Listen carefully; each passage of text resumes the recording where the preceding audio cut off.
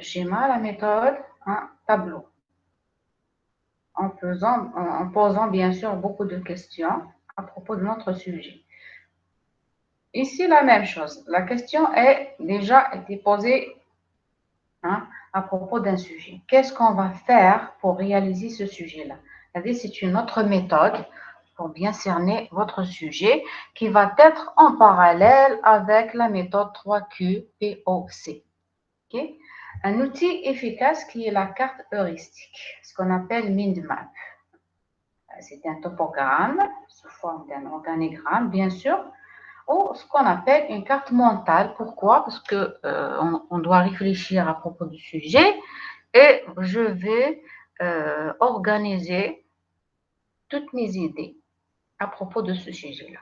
Alors, c'est une présentation graphique qui permet de simuler sa pensée et de structurer ses idées qui sont liées entre eux autour, bien sûr, d'un sujet central qui est le sujet de recherche.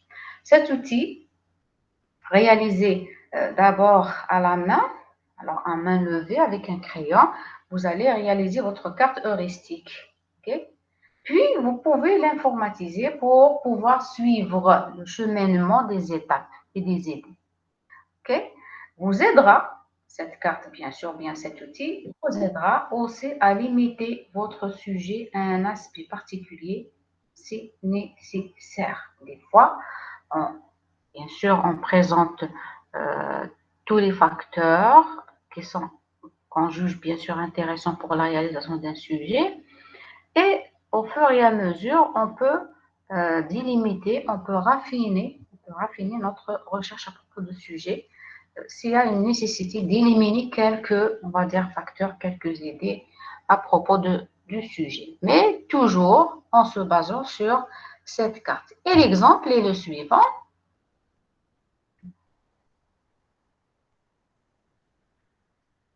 Si vous prenez un sujet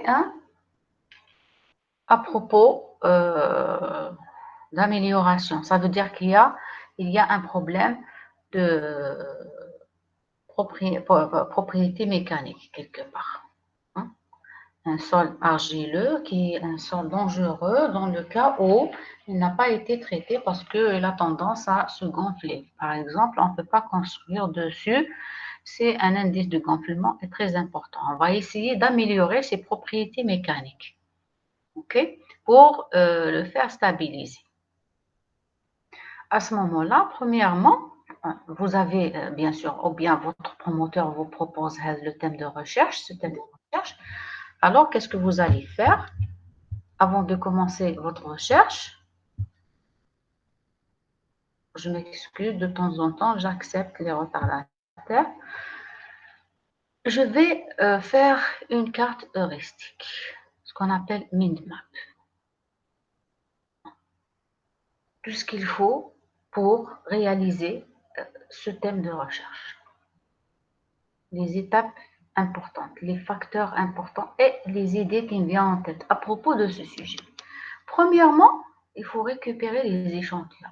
C'est un problème, le souci d'échantillons. Alors, où est-ce que je vais ramener les échantillons? Et combien d'échantillons? Et ici, vous pouvez continuer. On va dire qu'un échantillon sera traité avec, on va dire, la chaux.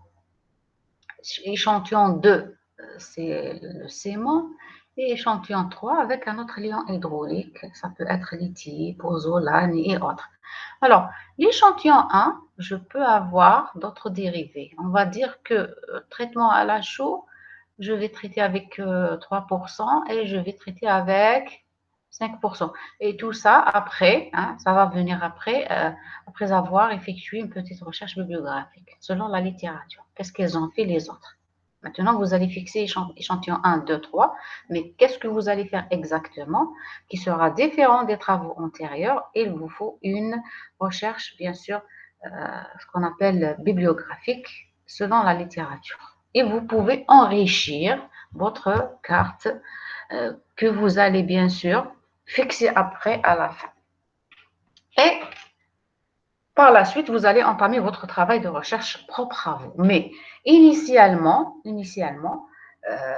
voici les facteurs, bien toutes les étapes nécessaires pour la réalisation de ce travail de recherche. Deuxièmement, il faut voir le temps alloué, le temps de réalisation. Il faut prévoir le temps de réalisation pour pouvoir décider à propos de type d'essai que vous allez utiliser. Automatiquement, ça vous demande de faire une autorisation d'accès au laboratoire. Peut-être un labo, peut-être plusieurs laboratoires. C'est selon, bien sûr, la disponibilité des essais dans ce laboratoire. À ce moment-là, dans ce laboratoire, qu'est-ce qu'on va faire? Je vais faire une caractérisation mécanique et physique et chimique. Bon, ici, la caractérisation chimique, si on ne possède pas des essais chimiques, je vais bien sûr faire un élément qui sera dérivé de laboratoire. On va voir laboratoire de chimie. Exemple, si vous êtes au niveau de l'université USTHB, exactement, faculté de génie civil, caractérisation mécanique, il n'y a pas de souci, physique, il n'y a pas de souci, parce qu'on possède tous les essais qui nous permettent bien sûr de donner ces caractéristiques, mais par contre, caractérisation chimique, on est obligé de voir avec laboratoire au niveau de la faculté de chimie, ok? Ou bien un centre de recherche quelque part. Il faut les prendre en considération. Maintenant, en parallèle, je vais insister sur les normes. Puisqu'on a prévu des essais mécaniques, physiques, chimiques, vous devez récupérer toutes les normes des essais, les normes qui concernent ces essais-là. Analyse granulométrique pour la caractérisation physique, les analyses chimiques pour la caractérisation chimique, on a affaire avec plusieurs analyses bien sûr, et tout ce qui est mécanique, l'essai Proctor, triaxial, cisaillement, et vous pouvez prévoir d'autres essais, c'est à vous de voir, d'abord en fonction du temps et en fonction des essais disponibles. Avant de continuer ici, par exemple, quel échantillon exactement je vais utiliser dans mon travail de recherche, parce que à ce stade-là, ce n'est pas complet. Okay? Je vais faire une petite recherche documentaire. Ça veut dire tout un chapitre qui s'appelle État de l'art. Après, bien sûr, à partir de ce chapitre-là, vous allez avoir une idée sur les travaux antérieurs. Selon la littérature, les travaux qui ont été effectués sur le sujet. Maintenant, le sol, on va voir, est-ce que c'est le même sol, c'est un sol différent, peut-être ici, c'est ici que vous pouvez, bien sûr, c'est à travers cette recherche documentaire, qui dit recherche documentaire, c'est la recherche bibliographique, selon la littérature, pour pouvoir rédiger votre chapitre état de l'art. À propos, bien sûr, à partir de ce chapitre-là, vous pouvez prendre une décision à propos de votre travail, qui sera origine, bien sûr, propre à vous. Okay, il faut qu'elle soit un travail original. Comment peut-on savoir si on est en train de traiter un travail original ou non? C'est à travers l'état de l'art. Il faut avoir des connaissances à propos, bien sûr, des travaux qui ont été réalisés à propos du sujet. Et le plan de travail, bien sûr, que vous allez fixer. Vous allez d'abord rédiger votre problématique, ce qu'on appelle élaborer la problématique de votre sujet. Voilà, je dois améliorer les propriétés mécaniques d'un sol argileux parce que vous allez dire pourquoi, parce que c'est le problème, il faut exposer le problème. Et le but, c'est de, bien sûr, traiter le problème. Pour traiter le problème, vous allez parler un petit peu sur la méthodologie. Qu'est-ce que vous allez faire? Et pour cela, on est obligé de passer, bien, de traiter les chapitres. Chapitre 1, chapitre 2, chapitre 3. Bien sûr, les chapitres peuvent être, bien sûr, inclus dans deux sections. La section 1, c'est la recherche bibliographique et la section 2, c'est le travail expérimental. Alors, vous aurez chapitre 1, 2, 3 pour la partie recherche bibliographique, une revue bibliographique, là où vous terminez avec un chapitre état de l'art, et après, vous allez entamer la partie expérimentale qui est propre à vous, bien sûr, sous chapitre 3, 4, 5 ou bien 4, 5, 6, la suite des chapitres. C'est un plan de travail qu'il faut effectuer. Ok? Alors, tout ça sous forme d'une carte heuristique. Il y a la carte. La carte heuristique, c'est quoi? On peut la faire à propos d'une situation, hein, si c'est vraiment nécessaire de le faire rapidement. Un crayon, une feuille, vous allez bien sûr schématiser votre carte heuristique. Là, c'est un autre moyen de cerner le sujet et de pouvoir, plutôt à travers cette carte, il sera facile de réaliser votre travail de recherche. Maintenant, avec la problématique, comment élaborer une problématique? Qu'est-ce qu'il faut mettre pour pouvoir élaborer une problématique? Au départ, toujours, il y a ce qu'on appelle pré-problématique. Après, au fur et à mesure de faire une petite recherche documentaire, on peut fixer notre problématique. Alors, pré-problématique, après, on arrivera à notre problématique qui va traiter notre problème de recherche. On vous dit, une problématique de recherche est l'exposé de l'ensemble des concepts, des théories, des questions, des méthodes. Alors, vous voyez ici, on doit même parler d'une méthodologie à propos de votre problème, comment vous allez le traiter. Des hypothèses, des fois, on pose toujours des hypothèses de départ et des références qui contribuent à clarifier et à développer un problème de recherche. Alors, on va expliquer comment on peut, déjà, on va exposer le problème et vous expliquer comment vous allez le résoudre à travers, bien sûr, des méthodes, des théories, des concepts, des hypothèses de départ. Ça nécessite de poser des hypothèses. On précise l'orientation que l'on adopte dans l'approche d'un problème de recherche en formulant une question spécifique à laquelle la recherche tentera de répondre. Alors, je vais formuler une question spécifique. Ça veut dire là, vous allez mettre, bien sûr, de l'originalité à votre travail. Vous allez tirer votre problème que vous allez traiter, qui sera propre à vous. Et les conseillers, alors avant d'arriver à cela, avant d'arriver à une problématique, il est conseillé de réfléchir à une pré-problématique dès le début du processus de recherche documentaire. Au début, je vais fixer une pré-problématique. Je vais effectuer une recherche documentaire. Au fur et à mesure, je peux arriver à mon problème, ou bien ce qu'on appelle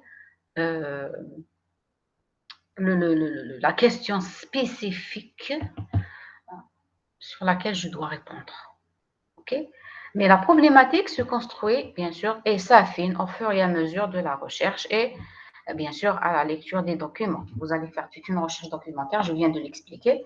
Au fur et à mesure, vous allez, comment dirais-je, limiter et affiner votre recherche et vous arriverez à développer ou bien à donner votre question qui vous fera un sujet de recherche original propre à vous, question spécifique. Il faut alors savoir comment élaborer une problématique. Sélectionnez les concepts et les mots-clés. Une fois, vous avez, comment dirais-je, fixé votre thème de recherche. La problématique est claire maintenant. Sous forme, bien sûr, d'un thème qui va, comment dirais-je, résumer votre travail de recherche, votre thème, votre sujet. Le thème lui-même contient des mots-clés. Les mots-clés qui peuvent être sous des concepts. Alors, dans le thème, je peux tirer les concepts et les mots-clés. Je vais expliquer après, je pense dans le chapitre suivant, l'histoire, les mots-clés, les concepts avec des exemples. Okay? Après avoir défini le sujet, utilisez bien sûr des ouvrages de référence principaux afin de dégager des connaissances préalables. On doit consulter ces ouvrages-là. Celles-ci permettent de trouver du vocabulaire spécifique. Si vous avez dégagé des connaissances préalables à propos du sujet, vous allez maîtriser bien sûr le vocabulaire spécifique. de définir ces concepts qui débouchent sur des mots-clés. Alors, vous voyez, qui dit concept, des mots-clés. Il y a une relation très, très forte. Dans un seul concept, je peux tirer beaucoup de mots-clés. Exemple, le concept résistance aux cisaillements, c'est un concept qu'on peut considérer comme mot-clé. Mais lui-même, il contient plusieurs mots-clés dérivés. Qui dit résistance au cisaillement, ça vous donne une idée sur l'essai triaxial, par exemple, l'essai de cisaillement à la boîte, un essai de poisson allemand, KMCBR, beaucoup de termes. Qui dit essai de cisaillement, dit l'angle de frottement. Angle de frottement comme mot-clé. La cohésion, c'est un mot-clé. Okay? Alors, il y a la relation entre concept et mot-clé. Pour un concept, je peux tirer beaucoup de mots-clés. Je peux mettre le concept égal mot-clé. Résistance cisaillement, c'est un mot-clé. OK? C'est pour ça qu'on vous dit des concepts qui débouchent sur des mots-clés. On vous dit mots-clés, c'est quoi? C'est un terme, c'est l'ensemble. C'est un terme général ou spécifique, terme associé. Ça peut être associé à votre mot-clé et ça peut être un synonyme. Je vais faire une petite recherche bibliographique en se basant sur des mots-clés et je n'arrive pas à voir des documents. Alors, j'aurai le problème de silence, ce qu'on appelle silence d'une recherche documentaire, parce qu'il n'y a pas de documents, on ne trouve pas de documents. Qu'est-ce qu'on fait? Je vais chercher des synonymes, les termes associés, des termes équivalents. Tout ça, ça rentre dans les mots-clés. Donc, c'est des mots-clés. Ces mots-clés permettent de cibler les différents aspects du sujet, de trouver les documents qui traitent le sujet. Alors, en se basant sur ces mots-clés-là, hein, on peut trouver une quantité de documents qui, bien sûr, qui peut répondre à mon besoin d'information. Ce schéma explicatif va récapituler ce qu'on vient d'expliquer. Alors, des connaissances préalables. Il faut dégager des connaissances préalables à travers, bien sûr, une recherche documentaire. Il faut aussi dégager un vocabulaire spécifique à votre spécialité, bien sûr, pour bien comprendre ici, j'insiste surtout sur le champ lexical, parce que c'est pas intéressant de chercher à chaque fois les mots de la même famille, mais le champ lexical permet de trouver des documents à propos, bien sûr, d'un sujet bien déterminé. Pour cela, pour maîtriser d'abord des mots-clés, pour dégager les mots-clés, on a recours à utiliser ce qu'on appelle encyclopédie. On a recours à utiliser des thésaurus. Le thésaurus, ce n'est d'autre que, comment dirais-je, un dictionnaire. C'est un dictionnaire qui permet de trouver des mots qui sont en rapport avec votre sujet. Des dictionnaires, des manuels, quelques cours pour dégager des connaissances, pour pouvoir dégager des connaissances et pouvoir dégager des mots-clés.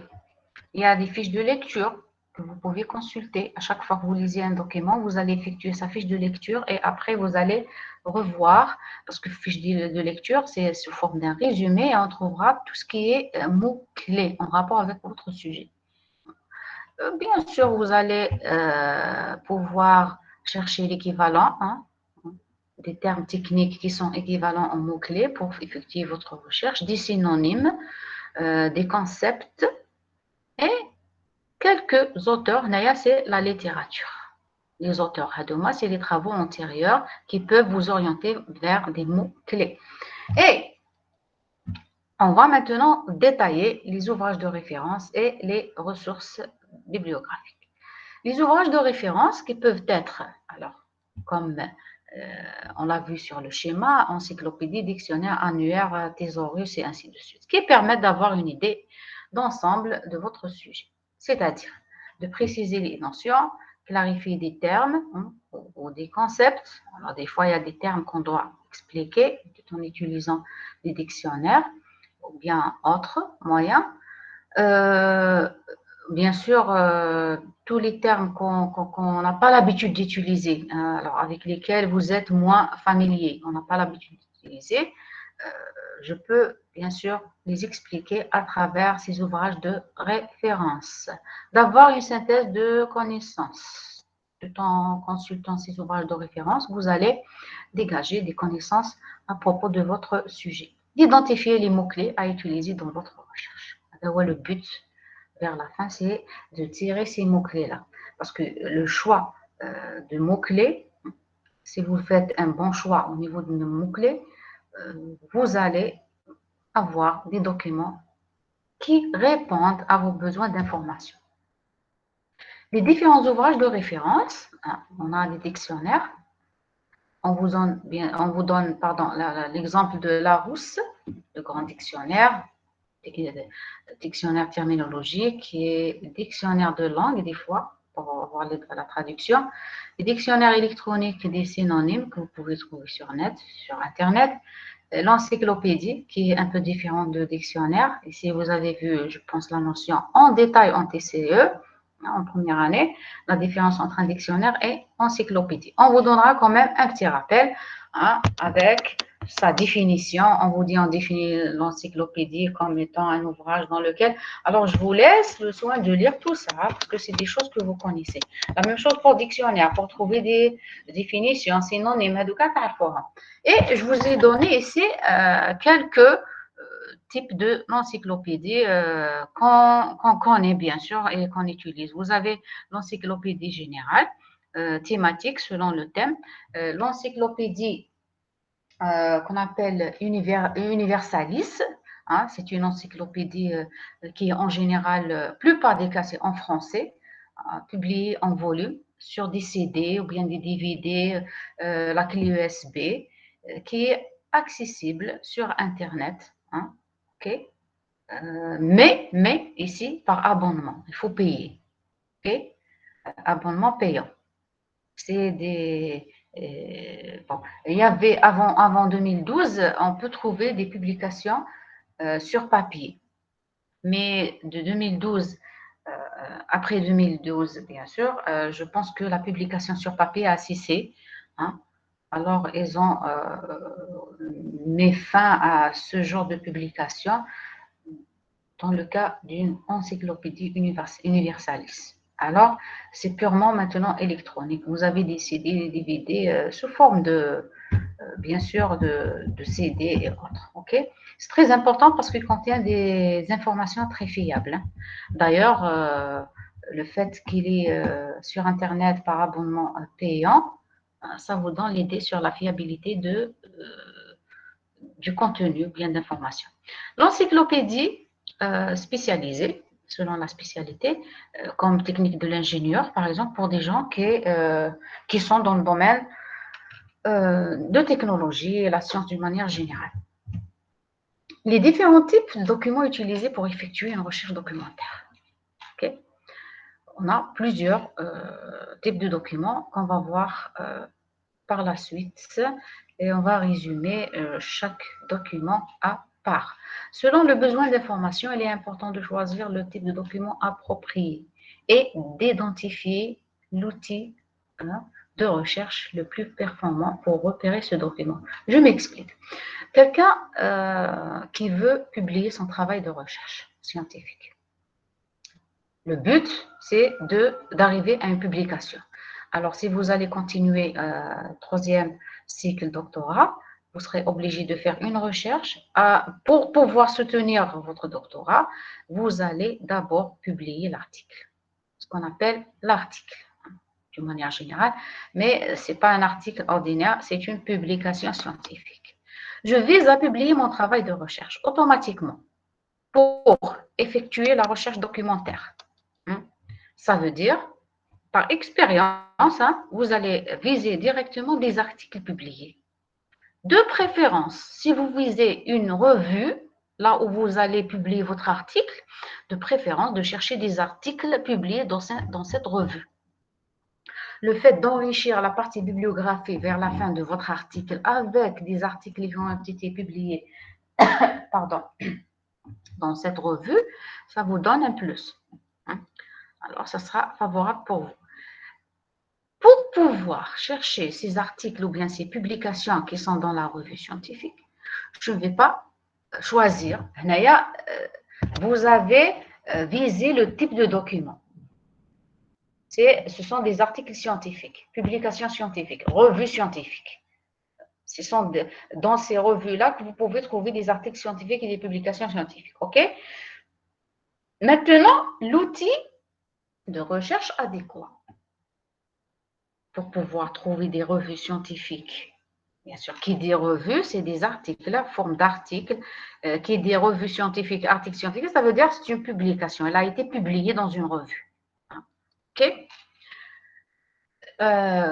L'outil le plus performant pour cette tâche, c'est Google Scholar. Google Scholar, un service de Google qui, bien sûr, permet la recherche d'articles et de publications scientifiques. Je vise directement. Vous voyez, si vous maîtrisez votre thème de recherche et par l'expérience, vous pouvez choisir le document et directement quel est l'outil de recherche qui correspond pour ne pas gaspiller du temps. Mais cela est valable pour un chercheur, un auteur, un chercheur qui a l'habitude de faire la recherche scientifique. Pour un débutant, il n'a pas le choix parce il n'a pas beaucoup d'idées à propos de la recherche scientifique et il va chercher un peu partout. Et avec le temps, il va découvrir, bien sûr, que chaque document possède son outil de recherche qui correspond. OK? Les outils de recherche les plus efficaces sur le web sont, on utilise beaucoup plus les bases de données spécialisées quand vous avez affaire avec des banques de données, par exemple, et vous allez chercher dans la base, bien les bases de données, ce qu'on appelle BD. Il y a le Google Scholar pour les articles et les publications scientifiques. Google, outils de recherche de bibliothèque. Si vous allez chercher dans des bibliothèques, il y a des outils de recherche de bibliothèque. Il y a une façon de chercher. Les guides par sujet, c'est un guide par thème, ce qu'on appelle par thème, qu'on peut utiliser pour récupérer des données statistiques, qui rassemblent toutes les données socio-économiques. Et si vous voulez faire une étude statistique, c'est très important de savoir chercher dans guide par sujet. Les actes, alors parmi ces documents-là, alors les différents documents, on commence par les actes de colloque ou bien ce qu'on appelle proceeding, les documents. Les autres, c'est, on a dit, les outils de recherche. Et les documents, les différents documents, on peut citer les proceedings. Proceedings sous forme d'un livre, qui peut être en un seul volume ou bien peut-être deux, qui va englober ou bien regrouper, c'est sous forme de recueil, regrouper tous les articles qui ont été présentés lors d'un congrès, un séminaire, une rencontre scientifique et autres. OK? Pourquoi? Une rencontre scientifique, on va lancer un appel à communiquer pour inciter les gens à participer. Si vous voulez participer, vous êtes obligé de préparer votre article sous forme d'une communication. Maintenant, ça reste à confirmer. Est-ce que ça sera une communication par affiche ou bien une communication orale? Okay? Ça veut dire, vous présentez l'essentiel de votre travail sur un poster scientifique, c'est par affiche. Sinon, c'est une communication orale. Vous devez exposer oralement devant un jury. Mais les deux nécessitent d'envoyer un article. Alors, vous allez rédiger un article et l'envoyer pour ce congrès ou bien cette rencontre scientifique. Il y a un comité de lecture qui va vérifier ou bien qui va lire le travail et on vous donne l'avis favorable ou bien défavorable. On accepte ou on n'accepte pas. Si on accepte, on vous invite à présenter votre travail. La même chose pour un autre auteur et combien d'auteurs on aura dans, bien sûr, de différents pays quand il s'agit d'un congrès international. Et à la fin, on doit regrouper tous les articles qui ont été envoyés et présentés dans le proceeding qui va, bien sûr, englober ou bien contenir les actes du colloque. Bien sûr, de colloque. Les actes de ce congrès ou bien de cette rencontre scientifique. هذا هو le procédé sous forme d'un livre. Et actuellement, avant c'est bien sûr version papier, tout un procédé. Des fois il est très lourd quand on présente notre travail à l'étranger. Vous imaginez avec le livre que vous allez bien sûr avoir avec vous, c'est un point en plus. Maintenant, c'est dans des CD ou bien des clés USB. C'est plus comprimé, c'est plus pratique et c'est plus pratique même pour la consultation. Si vous voulez, par exemple, prendre une citation d'un auteur, un résultat, ça sera facile à copier-coller. Au lieu de lire sur un manuscrit, vous devez retracer, vous devez peut-être reformuler des paragraphes, ce qu'on appelle paraphraser. OK? Alors, هذا هو le procédé sous forme d'un livre. C'est un recueil. Des fois, recueil des communications complètes, bien l'article complet, et ça peut être un recueil des résumés seulement selon l'importance du congrès. OK?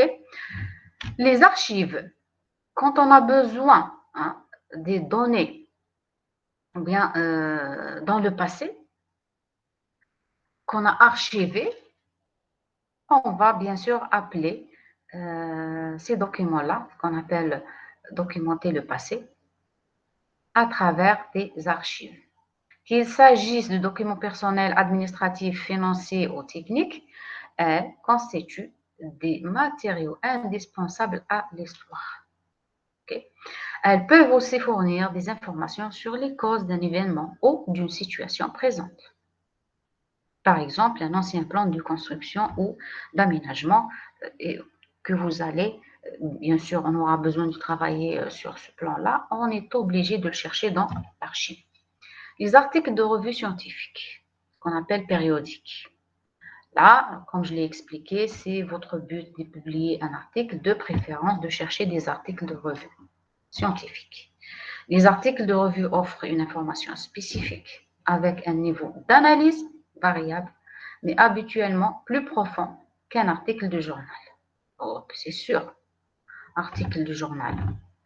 Haja et un article d'une revue scientifique, une autre chose. Alors, toutes les informations que vous allez trouver dans une revue scientifique ou bien dans un article ou publication scientifique, elle est fiable. Et pourquoi? Parce que au niveau d'analyse, il a été analysé par un comité de lecture qui est composé de plusieurs auteurs de plusieurs pays différents, bien sûr, de même spécialité. Son contenu est souvent plus actuel et plus fiable que dans les ouvrages.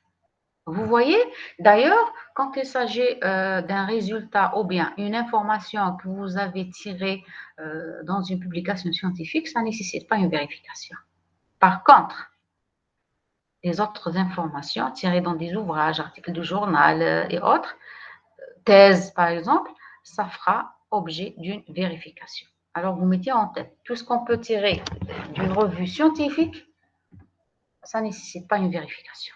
Elle a été déjà vérifiée par le comité de lecture et on lui a donné un avis favorable pour qu'elle soit publiée. Ça veut dire que c'est un travail original, c'est des informations fiables et tout a été vérifié. Okay? Les données statistiques. Là, ce type d'information permet de décrire qualitativement et quantitativement une situation actuelle. Si vous aurez besoin d'une étude qualitative et quantitative, automatiquement, il faut réfléchir pour récupérer beaucoup de données, ce qu'on appelle les données statistiques. Okay? Outre les données statistiques, on peut aussi exploiter, par exemple, des données financières, marketing, des données géospatiales. Tout dépend de votre spécialité, bien sûr. Les monographies, vous connaissez tous c'est quoi une monographie, sous forme bien sûr d'un ouvrage qui traitera une étude complète et détaillée sur un sujet bien précis qui peut être en un seul volume et qui peut bien qui nécessite d'autres volumes pour compléter l'étude si vous ne l'avez pas déjà complété, pardon. On consulte les monographies pour faire le point sur son sujet. Seulement, je vais avoir une idée générale sur mon sujet, je peux consulter les monographies. Trouver des arguments et étayer les idées qu'on souhaite formuler et soutenir les idées qu'on souhaite formuler. En général, les monographies traitent d'un sujet assez en profondeur et font souvent référence à des recherches, à des faits passés ou contemporains. Ok. هنايا les monographies, je peux consulter une monographie à propos du sujet pour avoir une idée générale et je préfère consulter d'autres documents plus fiables, tels que les articles scientifiques. Alors, la référence bibliographique, vous pouvez mettre beaucoup plus les thèses de doctorat, par exemple, comment dirais-je, des livres avec l'USB. Okay. Par contre, monographie, si vous visez une publication scientifique, c'est à éviter. Vous pouvez la consulter pour avoir une idée, pour avoir des arguments qui vont soutenir votre travail de recherche, mais après, la citation, bien les références bibliographiques, il faut donner quelque chose de plus fiable et qui est à la hauteur, tel que les publications scientifiques. Thèse et mémoire. Je prends thèse de doctorat, je peux la citer dans mes références bibliographiques quand il s'agit d'une publication scientifique. Une recherche, bien sûr, une recherche ou bien un travail de recherche scientifique. Mémoire de master, non. Je peux m'inspirer, je peux tirer quelques idées à propos du sujet, quelques étapes, quelques essais par exemple, mais le résultat n'est pas 100% fiable. Il a été examiné par un jury, pas plus. Des fois, le jury demande des corrections et l'intéressé ne prend pas en considération ces corrections-là. Alors, mémoire, fin d'études, il faut se méfier. Thèse de doctorat, oui. Je peux citer la thèse comme référence dans un travail de recherche. Loi, règlement, normes. Les recueils juridiques présentent l'aspect légal d'un fait, d'une situation ou d'un événement. Elles sont de nature variée, loi, règlement, convention, jurisprudence. Jurisprudence, c'est un ensemble de décisions rendues par différentes juridictions. Les traités sous forme d'un document et traitent une situation ou bien une autre. Les normes, quant à elles, ont rarement force de loi, mais les préceptes qu'elles renferment consacrent les meilleures pratiques dans un domaine professionnel. Je m'explique. Si vous voulez faire un essai dans un laboratoire, on vous donne la norme de cet essai. Vous allez faire l'essai analyse granulométrique par tamisage. Vous avez une norme, mais on ne vous oblige pas. OK? Il ne contient pas une force de loi. Qui met le règlement, on doit respecter le règlement, on doit le respecter. La norme, non, mais il faut assumer à la fin. Si vous n'avez pas appliqué la norme d'essai, vous pouvez avoir des résultats erronés. Alors, ça, c'est facultatif, mais il faut la suivre pour aboutir à des résultats. On ne vous oblige pas, mais de préférence si vous avez une conscience professionnelle. OK? Une conscience professionnelle pour viser, bien sûr, trouver des résultats fiables, de préférence d'appliquer cette norme. Mais on vous dit qu'elle ne possède pas une force de loi, contrairement à un règlement. Le règlement, on doit l'obéir. C'est-à-dire, il y a la différence entre les normes et la réglementation. OK? Les publications gouvernementales, qui ne sont pas faciles à accéder sous forme de rapport. On vous dit les PGI, les publications gouvernementales et internationales, se composent principalement des documents officiels, alors c'est officiel, des ministères et des organismes publics. On vous dit que l'accès à sous forme, bien ce type de documentation n'est pas facile. Qui peuvent être sous forme des rapports de commission, rapports techniques et scientifiques, rapports annuels. Là, il faut vraiment justifier, dans le cadre de recherche par exemple, quelqu'un qui prépare son sujet de doctorat possède une justification, une lettre de la part de votre organisme ou bien université, vous pouvez accéder. Mais une personne ordinaire, Non. Les rapports techniques ou de recherche contiennent souvent de l'information récente qui ne se trouvera nulle part ailleurs. Alors, vous voyez, tout ce qui est dans ce forme de rapport, comme les rapports qu'on vient de citer, hein, contient une information récente. C'est très important. Et une information qui ne se trouve pas partout. Alors, ça va donner de la valeur pour votre travail de recherche si vous avez pu récupérer ce type d'information. Ils étudient une réalité bien délimitée dans le temps, font la synthèse des opinions émises et proposent des recommandations. Vous voyez, vous allez trouver même des suggestions et des recommandations à propos d'une situation, bien à propos d'un travail quelconque, un problème, pardon, quelconque. Ça va faciliter même la tâche pour votre travail de recherche parce qu'on vous a donné quelques recommandations à suivre. C'est qui seront pour vous, dans le cas d'un travail de recherche, on les appelle des perspectives. Suite à des mandats spécifiques, souvent gouvernementaux ou d'organismes internationaux. Alors, vous voyez, l'accès, c'est vrai, n'est pas facile, mais toutes les informations que vous pouvez tirer, si vous pouvez accéder, seront très importantes. En conclusion, en sachant distinguer les types de documents, on peut mieux identifier ceux qui seront utiles, ceux qui répondent à mon besoin d'information pour la réalisation d'un travail de recherche en particulier. Alors, la maîtrise des différents types de documents et les outils de recherche correspondants, c'est très important pour faire un travail de recherche. Sur ce, s'achève le chapitre 1 de la partie 1. Si vous n'avez pas de questions, je passerai directement au chapitre 2. Alors, si vous avez des questions, vous avez, je vous donne 2 minutes, pas plus. Maintenant, si vous avez des questions, je peux accorder plus de temps pour vos questions. Vous n'avez pas de questions, après 2 minutes, on commencera le chapitre 2.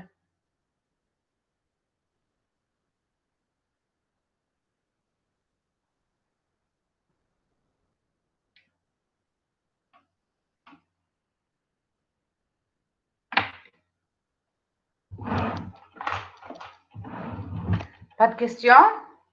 Alors, je vais enchaîner directement. Je vais prendre d'abord la date d'aujourd'hui, le nombre de participants, et vous n'êtes pas nombreux. Et je vais arrêter le partage du premier chapitre. Je cherche là, chapitre 2.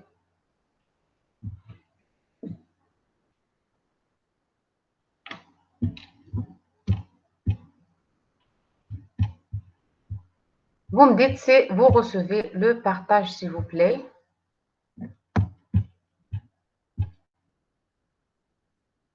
C'est bon? Oui, madame, c'est bon.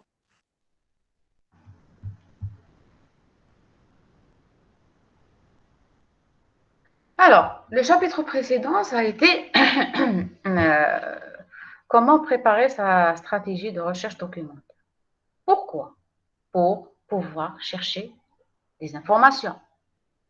C'est l'objet du chapitre 2. Rechercher l'information. Comment rechercher l'information? Comment aboutir à des informations qui répondent à mon sujet de recherche? Ici, on va se baser beaucoup plus sur le bon choix des mots-clés. On va revoir encore une fois la notion des mots-clés.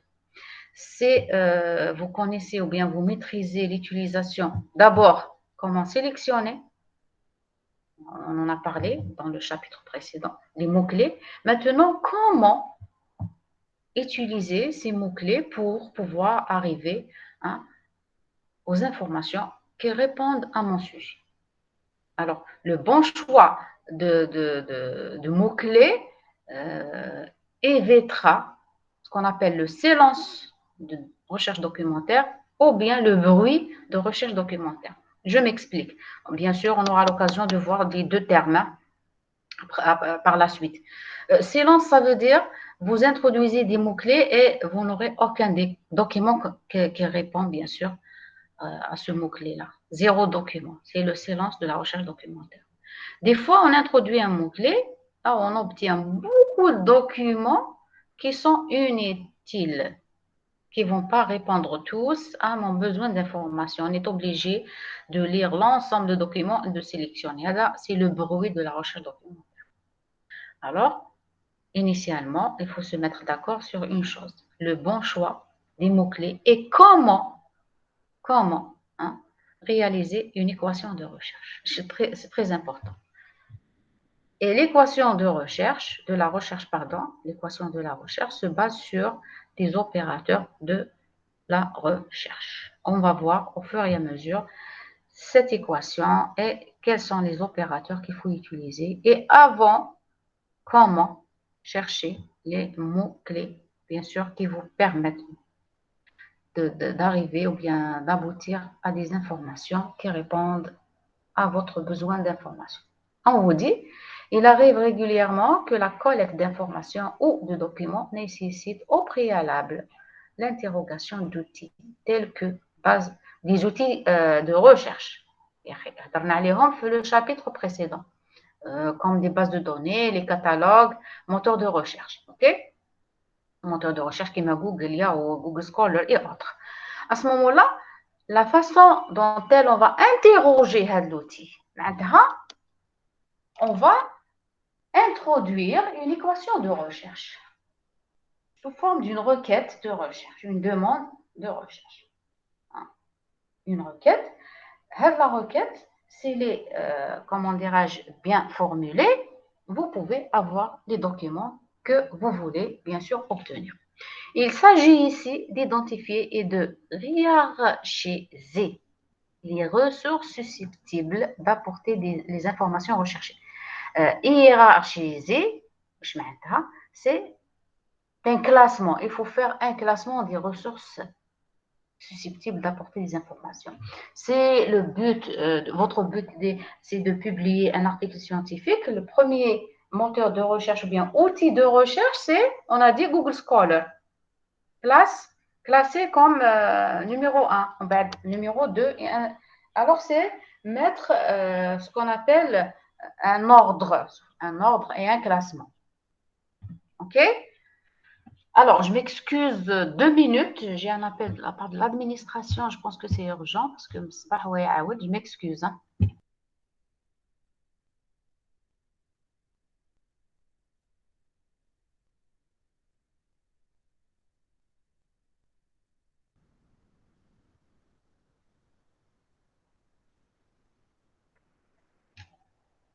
On a dit, qu'est-ce qu'on a dit? On était, je pense, avant. Ah, qu'est-ce qui se passe là? Sélectionner les sources d'information. Où est-ce qu'on était, s'il vous plaît?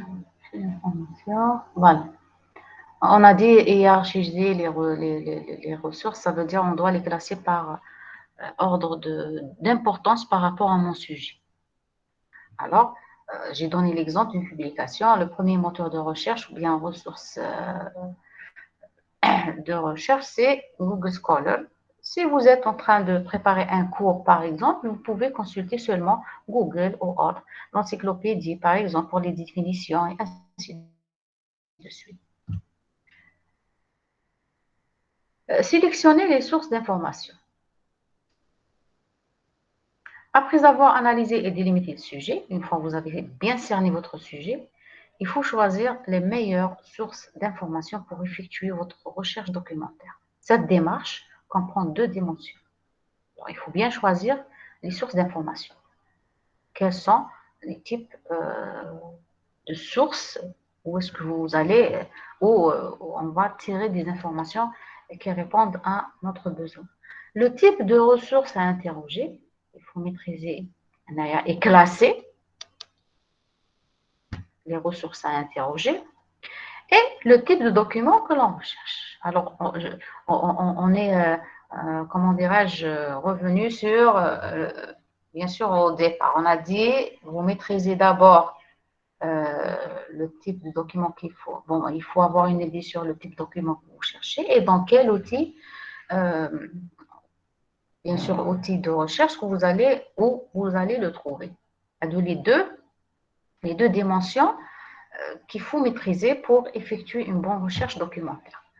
Ce schéma récapitule ce qu'on vient d'expliquer. On vous dit pour identifier les ressources, il faut connaître le type de document qu'il faut chercher, il faut bien sûr avoir une idée sur le type de données que vous cherchez et quels sont les outils de recherche qui peuvent vous donner ce type de document.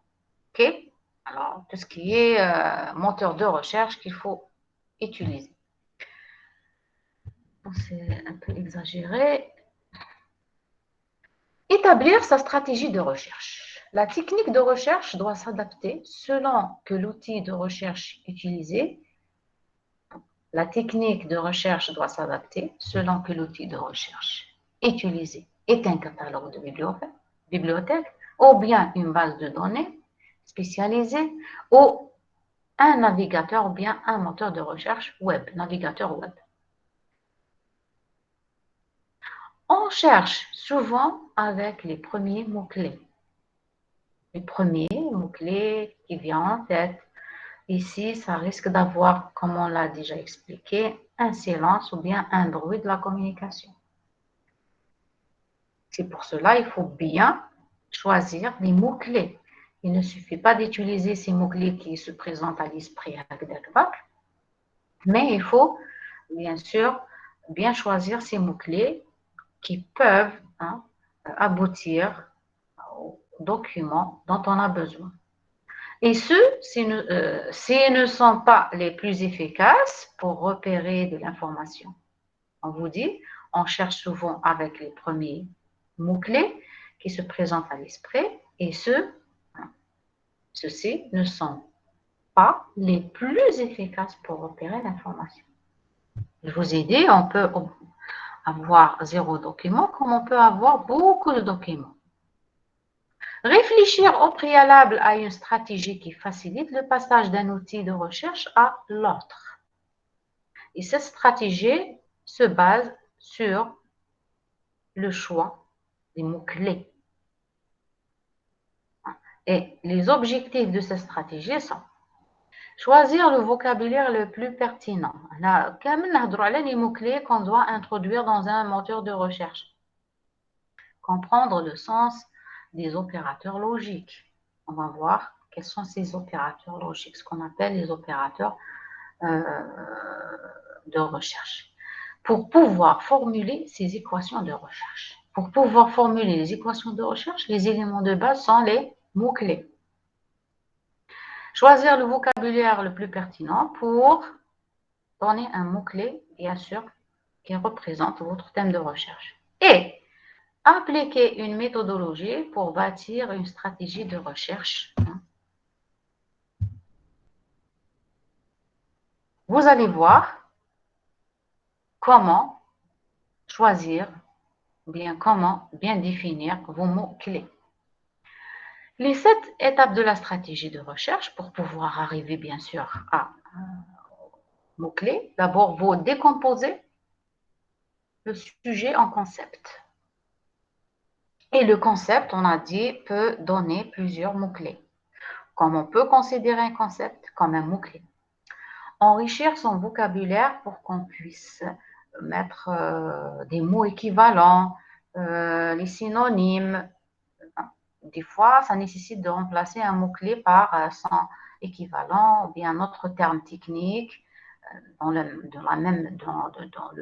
champ lexical, par exemple.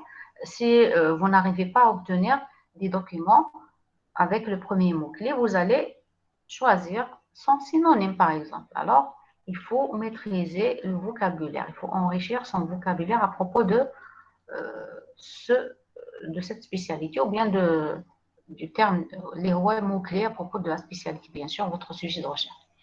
Comprendre les liens logiques entre les mots-clés. Comment je vais lier entre les mots-clés pour que je puisse trouver des documents que je cherche. Comment formuler l'équation de recherche. et quels sont les opérateurs de recherche que je vais utiliser. Identifier l'outil de recherche à consulter. D'abord, est-ce que je vais directement, je vais formuler ma requête, requête qui est sous forme d'une équation de recherche. Je vais l'introduire dans Google Scholar parce que je sais bien que le but, c'est de chercher un article scientifique et autres. Formuler une requête, on doit formuler bien sûr la requête en se basant sur les mots-clés. Analyser les résultats après avoir fait une recherche. Vous allez analyser les résultats, optimiser aux besoins de la requête et vous allez organiser tous les résultats que vous avez bien sûr trouvés. C'est la stratégie générale d'une recherche documentaire. Maintenant, on revient sur la formulation du sujet. Ça veut dire, quand vous avez un thème de recherche, vous allez le décomposer en concepts. Décomposer le sujet en concepts. La bonne formulation du sujet, c'est de savoir tirer les mots-clés. Qui dit mots-clés, des concepts. Alors, il faut savoir décomposer votre sujet en concepts. On va voir un exemple, génie civil ou bien spécialité, génie civil d'une manière générale à propos de ça. Les mots-clés utilisés pour faire la recherche documentaire représenteront les concepts constituant le sujet. On a dit concept peut nous donner plusieurs mots-clés. Comme je peux prendre concept égal mot-clé, je vais l'introduire. Peut-être que j'aurai, bien sûr, beaucoup de documents. Plus nombreux seront les concepts identifiés, plus précis seront les résultats, car on exige alors que les documents renferment tous les concepts identifiés. Je veux obtenir des documents qui traitent tous les concepts que je viens d'identifier, bien tous les mots-clés que je viens d'identifier. Parce que le langage parlé n'est pas toujours adapté aux outils de recherche documentaire.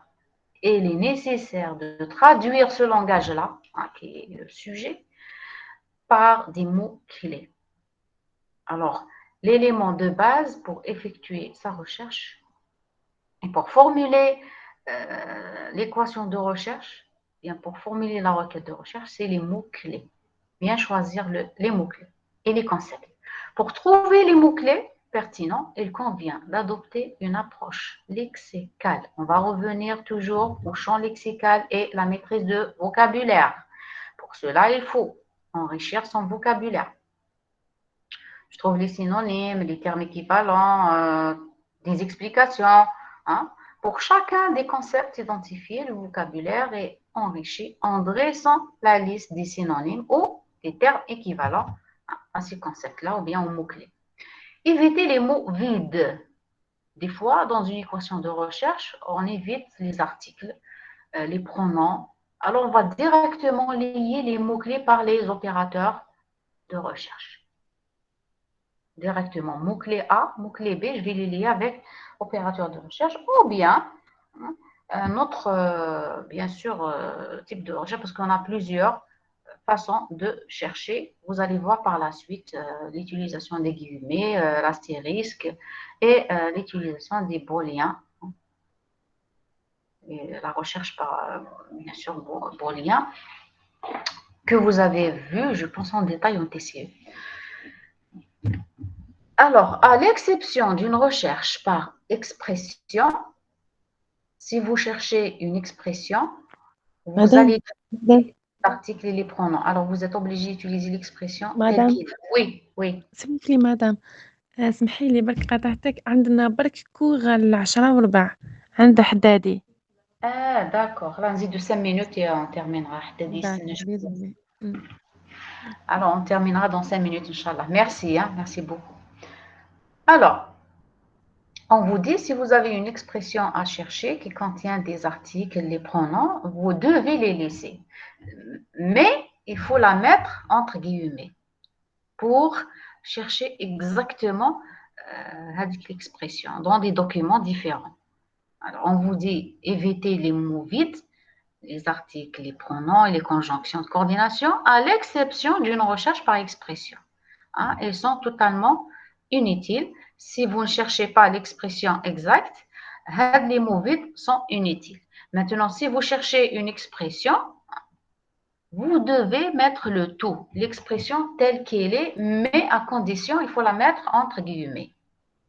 Faire un plan de concept. C'est très important de tirer un plan de concept à partir de votre sujet de recherche. Alors, pour bien structurer sa pensée, il est utile d'inscrire ces mots-clés dans un plan de concept. Structurer votre pensée à propos de votre sujet, il faut plutôt faire un plan de concept. Vous allez voir à travers un exemple, le plan de concept, il s'agit de quoi? Le plan de concept est un outil de réflexion indépendant de l'outil de recherche utilisé. Et c'est à part. Un plan de concept, c'est à vous de le préparer ou bien de le formuler. Ils aident à organiser ses idées et faire un suivi sur les mots-clés performants. D'abord, j'ai un thème de recherche. Je vais tirer dessus des mots-clés et des concepts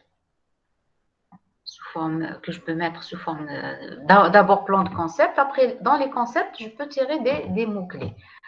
Des fois, sous forme d'un tableau, vous pouvez organiser, bien sûr, vos mots-clés et concepts pour pouvoir les introduire dans des équations de recherche. Exemple, sujet au thème de mémoire, par exemple, fin d'études ou bien une thèse de doctorat, par exemple. Si vous traitez un thème ou bien un sujet intitulé « Modélisation du comportement mécanique des sols traités au liant hydraulique ». À partir de ce thème-là, le premier concept que je peux faire sortir, c'est la modélisation. Modélisation, de manière générale. Il y a aussi le comportement mécanique. Les sols traités, parce qu'il y a des sols non traités et des sols traités comme concept. Et il y a les liants hydrauliques, qui peuvent être des mots-clés, comme ils peuvent aboutir aux différents mots-clés. Si vous prenez le concept qui est modélisation, je peux avoir une variété de mots-clés qui sont dérivés de ce concept-là. Qui dit modélisation dit un modèle numérique. Qui dit modélisation dit une loi de comportement. Qui dit modélisation dit un logiciel de calcul sur lequel on doit se baser pour trouver cette loi de comportement. Le modèle numérique lui-même, vous pouvez avoir d'autres mots-clés qui sont liés, bien sûr, au concept qui est modélisation. Comme vous pouvez mettre concept, modélisation comme mot-clé. Mais ici, vous allez avoir une variété de documents, bien une quantité de documents très, très importante. Pourquoi modélisation? Parce qu'on peut modéliser avec logiciel Plaxis, logiciel César, logiciel FLAC et d'autres logiciels. Par contre, si vous raffinez votre recherche, vous devez donner un mot-clé. Modélisation, je vais travailler sur un logiciel Plaxis, je vais directement mettre un mot-clé Plaxis. Et vous allez trouver tous les documents à propos de Plaxis. Et je n'ai pas besoin des documents à propos d'un autre logiciel, parce que je vais utiliser le Plaxis, ainsi de suite. La même chose pour le concept 2, et je vais m'arrêter bien sûr